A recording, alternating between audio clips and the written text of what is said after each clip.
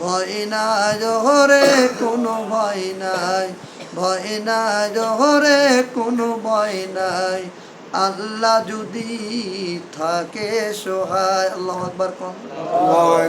আলহামদুলিল্লাহ, প্রশংসা সে মহান রব্বুল আলমিনের জন্য, যে মহান রব্বুল আলমিন আমাদেরকে দয়া করে, মায়া করে, পছন্দ করে বিভিন্ন কাজ থেকে ফারাক করে নিয়েছে আল্লাহর ঘর আল্লাহর ঘর মসজিদে জুম্মা নামাজ আদায়ের লক্ষ্যে একত্রিত করেছেন। এজন্য শুকরিয়া আদায় করি, সবাই বলে আলহামদুলিল্লাহ। নবীর প্রতি যিনি ছিলেন মদিনাওয়ালা, যিনি ছিলেন কামলিওয়ালা, যিনি ছিলেন তোমার আমার নবী আহমেদ মুস্তাফা মোহাম্মদ মুস্তাফা জনাবে মোহাম্মদ রাসূলুল্লাহ। সম্মানিত হাজিরিন, কোরআনুল কারিমের মধ্যে 114টা সূরা আছে। কয়টা সূরা? 114টা সূরার মধ্যে আপনার হলো সৌন্দর্যতার দিক দিয়া, তেলাওয়াতের দিক দিয়া একটা সূরা আছে, সেই সূরার নাম হলো সূরাতুর রহমান। সুবহানাল্লাহ। মানে এই সূরাটাই এতই সুন্দরভাবে লিপিবদ্ধ হয়েছেন যে মনে হয় তেলাওয়াত করলে মজাই একটা আলাদা লাগে, যেরকম সুবহানাল্লাহ। এই সূরা থেকে আমি আপনাদের সামনে 4 নম্বর আয়াত পর্যন্ত তেলাওয়াত করেছি। আমি এই তেলাওয়াতের উপরে কিছু কথা আলোকপাত করব এবং একটি হাদিস আপনাদের সামনে পেশ করেছি। আল্লাহ চাইতে হাদিসকে কেন্দ্র করে কিছু কথা রাখবো ইনশাআল্লাহ। আল্লাহ আমাকে বলার, আপনাদের শোনার, তদ অনুযায়ী আমল করার। আল্লাহ রাব্বুল আলামিন বলতেছেন, আর রহমান, আর রহমান আল্লামাল কুরআন খলাকাল ইনসান আল্লাহুমাহুল বায়ান। আল্লাহ তাআলা নিজেই শিক্ষা দিয়েছেন এবং নিজেই বায়ান করে বুঝিয়ে দিয়েছেন। তাহলে আমরা যে জায়গা কোরআন আমাদেরকে জানা দরকার, কোরআন আমাদের শেখা দরকার, কোরআন অনুযায়ী চলা দরকার, কোরআন অনুযায়ী সব কিছু করা দরকার, কিন্তু সেই কোরআনকে আমরা অনেক দূরে ঠেলে দিয়েছি। ঠিক না ভাই? ঠিক। আমরা যদি এই কোরআনকে আঁকড়ে ধরি আর সুন্দর সুন্দর করে আমরা পড়ি, আর আল্লাহ তাআলা আমাদের ঠিকানা করে দেবে জান্নাতের বাড়ি। সুবহানাল্লাহ। কিন্তু দেখা গেছে কোরআনের আশপাশে আসতে গেলে কিছু লোক আছে সমাজে, এরকে কোরআনের কাছে আসতে গেলেই ওকে গাও জ্বলে। কি জ্বলে? গাও জ্বলে। এই কোরআনকে যারা মহব্বত করেছে, কোরআনকে যারা ভালোবেসেছে, এই কোরআনের সাথে যারা লেগেছিল, তারাও দামি হয়ে গেছে। কিন্তু এক শ্রেণীর মানুষ আছে, কোরআনের কথা বললে ওকে গা জ্বালা পোড়া করে। ওকে কোরআনের কথা বললে ওকে গা কি করে? জ্বালা পোড়া করে। নামাজ পড়া কি, কোরআন পড়া কি, কোরআন শিখা লাগবে কৃষক, এরকম ধরনের একটা। আর যেখানে কোরআনের একটা কার্যক্রম শুরু হবে, ওখান থেকে তাদের গায়ের মধ্যে বিড়বিড়ানি শুরু হয়ে যায়। ঠিক না ভাই? ঠিক। এই জন্য আমাদেরকে অবশ্যই এই কোরআন এমন একটি কিতাব, এই কোরআনের মধ্যে কোনো ভুল নেই, কোনো সন্দেহ নেই, কোনো সন্দেহের অবকাশ মাত্র নেই। এই কোরআনের ভুল বার করতে গিয়ে তখনকার দিনে বড় বড় দার্শনিকেরা, বড় বড় যারা দার্শনিক ছিলেন, তারা এই কোরআনের, বড় বড় হিন্দু বড় বড় যারা মনীষী ছিলেন, তারাই কোরআনের ভুল বার করতে যায়, তারাও কালমা পড়া মুসলমান হয়ে গেছে। তাহলে এই কোরআন হলো সত্য। কোরআন কি?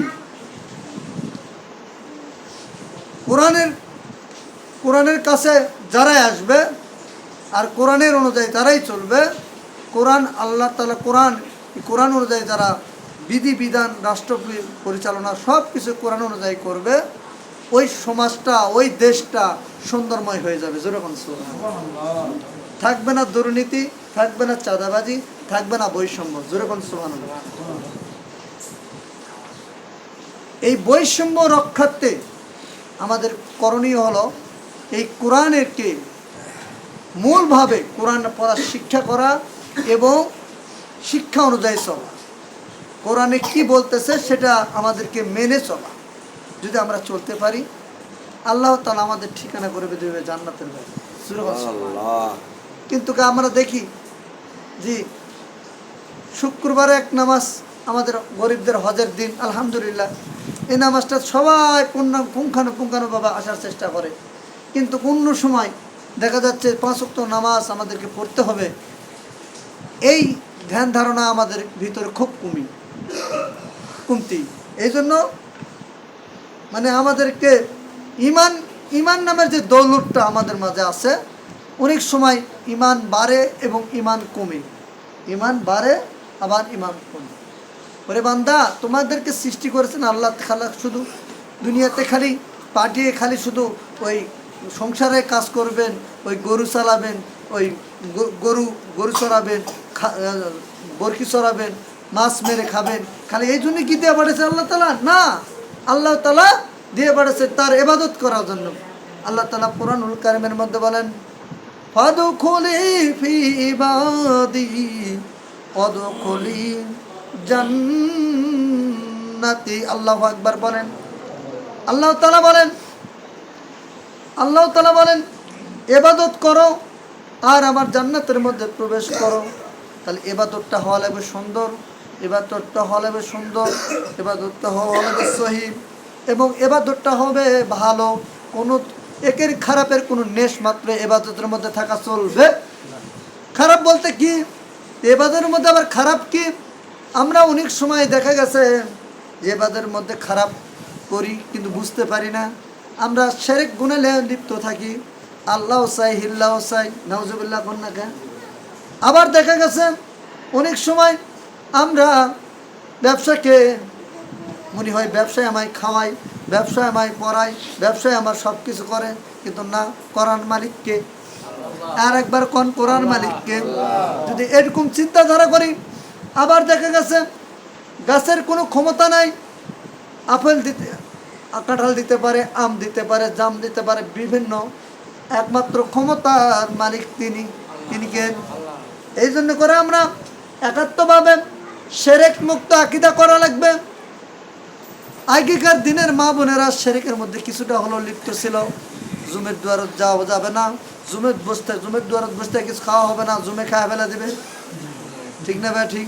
আবার দেখা গেছে যে আবার কাওয়ায় যদি কা কা করে যখন আসতে লাগে, দেখা যাচ্ছে বলা হচ্ছে যে ওই কাওয়ায় কা কা বলতেছে, ওই দিনে দেখা গেল যে কাক বা খাবা আসছে, এরকম শিরকের কথা লিপ্ত থাকে। আবার টিকটিকায় দেখেন টিকটিক করছে, বলেছে ঠিক ঠিক বলেছে, এরকম কথা বলে না। তাহলে আমাকে অবস্থান এটাই যে আমরা এইগুলো ভ্রান্ত ধারণা সম্পূর্ণ মোচন করে দে, শিরক মুক্ত আকীদা করতে হবে। আর শিরক মুক্ত আকীদা যদি করেন, অল্প আমলের জন্য তোমার জন্য নাজাতের জন্য যথেষ্ট হয়ে যাবে। যেরকম অল্প আমলই নাজাতের জন্য যথেষ্ট হয়ে যাবে। সম্মানিত হাজিরিন, আমরা আমল, দুনিয়া আমাদেরকে এমনভাবে মানে চাপা ধরছে, দুনিয়া ছাড়া দিয়ে পারছে। দুনিয়া এমনভাবে আমাদেরকে জাদু করেছে, দুনিয়া ছাড়া দেওয়াই কঠিন হচ্ছে। হ্যাঁ, দুনিয়াও করতে হবে, দিনও করতে হবে। খালি দিন করে গেলেন, দুনিয়া করলেন না, তাহলে আপনার আমল হয় নাই। আবার কেউ যদি কয় খালি দিন করে যাবো, দুনিয়া একটুকু দরকার নেই, এরকম যদি কোনো নিয়তে কোনো বান্দা যদি করে, তাহলে একটা ফলপ্রসূ হবে না। কারণ যে সে আমলগুলো গ্রহণযোগ্যতা হবে না। দিন আর দুনিয়া দুটাই থাকা লাগবে। একটা আয়াত আছে, আল্লাহ রাব্বুল আলামিন কুরআনুল কারীমের মধ্যে আয়াত নাযিল করেছেন, রব্বানা আতিনা ফিদ দুনিয়া হাসানাতা ওয়া ফিল আখিরাতি হাসানাতা ওয়া কিনা আযাবান্নার। এটা কিন্তু দোয়া। এটা কি প্রত্যেকটা আয়াতই হলো কুরআনুল কারীমের প্রত্যেকটা আয়াতই হলো দোয়া। জোরে কোন সুবহানাল্লাহ। তবে এই আয়াত দ্বারাই বোঝাচ্ছে যে খালি দুনিয়া করলে হবে না, আখিরাতও করা লাগবে।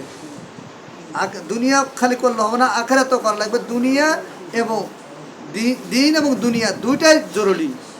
যখন একটা পূর্ণাঙ্গ মানুষ হতে গেলে দুটা হাত আছে, দুটা পা আছে, দুটা চোখ আছে, তারপর নাক আছে, মুখ আছে। যদি একটা কোনো ব্যক্তির যদি এক হাত নাই, বলেন তো তাকে কি পূর্ণাঙ্গ মানুষ বলে আখ্যায়িত করা যাবে? পূর্ণাঙ্গ মানুষ বলে আখ্যায়িত করা যাবে? এক হাত নাই, মানে এক হাত শর্ট, তার মানে দুই হাতি থাকলে পূর্ণাঙ্গ বলা যেতে পারে। তার মানে দিন এবং দুনিয়ার যে ব্যাখ্যাতে আমি বুঝতে পারছিলাম যে দিন এবং দুনিয়া দুইটাই দরকার, দিনও দরকার দুনিয়াও দরকার, এই দুইটা জিনিস আমাকে দরকার, কি ঠিক না ঠিক? তাহলে আমরা পূর্ণাঙ্গ ইমানদার হতে পারবো। সাহাবে আজমানদের মতন আমাদের জীবন হবে না। সাহাবে আজমানদের শেষ পর্যন্ত দিন প্রচার করতে করতে করতে করতে শেষ পর্যন্ত চটের সালা পরে দিন প্রচার করতে, কি ঠিক না ঠিক? কিন্তু আমরা যদি ওটা করতে যাই তাহলে আমাদের কি হবে, আমাদের আমাদের মন মানুষ তো নষ্ট হয়ে যাবে, আমরা কাফের পরিণত হয়ে যাব। এই জন্য আমাকে হুঁশিয়ার থাকা লাগবে, দিনও থাকা লাগবে দুনিয়াও থাকা লাগবে, দিনও থাকা লাগবে দিনও। বলেন তো আল্লাহর থেকে দয়াবান আর কেউ আছে? আল্লাহর থেকে দয়াবান কেউই নেই। তে আল্লাহর থেকে দয়াবান যেহেতু কেউ নাই, আল্লাহ দায়নি আল্লাহ, আল্লাহ সম্পূর্ণ করনি আল্লাহ।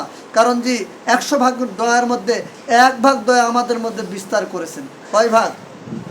যা আমরা স্ত্রী, আমরা যারা স্বামী আছে তারা তাদের স্ত্রীর প্রতি, যাদের ছেলে আছে তাদের পিতার প্রতি, পিতা তার ছেলের প্রতি, এরকমভাবে এইভাবে 1 ভাগ দয়া আমাদের মাঝে বিস্তার করে দিয়েছে। এর জন্য করাও দেখা যায় কোনো মাকে জিজ্ঞাসা করা যদি হয়, মা তোমার সন্তান বাঁচবে, তোমার মরা লাগবে, ও রাজি হয়ে যাবে। জোরে কোন সুবহানাল্লাহ। একমাত্র মাই রাজি হবে, পৃথিবীতে আর কোনো মানুষ রাজি হবে না। কারণ যে মা 10 মাস 10 দিন পেটে রেখেছিল, প্রসব বেদনায় কয়েক বালতি রক্ত যখন ধরো, যখন সন্তান জমিনে পরে একটা চিৎকার দিল, মা বলে যখন চিৎকার দেয় তখন ওই যে ঘরের ভিতরে যে দাইমারা থাকে তাদেরকে প্রশ্ন, কে রে তোরা কারা রে, ওই সন্তানটাকে আমাকে বুকে দে। দাইমারা বলল যে এত সেই সন্তান জন্ম দিতে গিয়া তোমার কয়েক বালতি রক্ত পড়লো, তারপরে সন্তানকে কেন কোলে নিতে চাস? বলছে, মা বলছে তোরা বুঝবি না,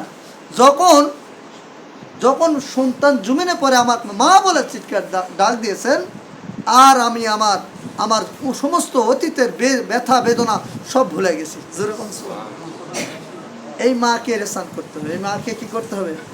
মহব্বত করতে হবে, মাকে ভালোবাসতে হবে, বাবাকে ভালোবাসতে হবে। আল্লাহ রসুলের কাছে এক সাহাবীকে বলতেছে, সেবা করবো কার? তো বললেন যে তোমার মায়ের। সেবা করবো কার? বলেন তোমার মায়ের। সেবা করবো কার? তোমার মায়ের। চতুর্থবার বললেন সেবা করবো কার? বলেন তোমার বাবা। বলেন তাহলে মায়ের কথা আগে এসেছে না?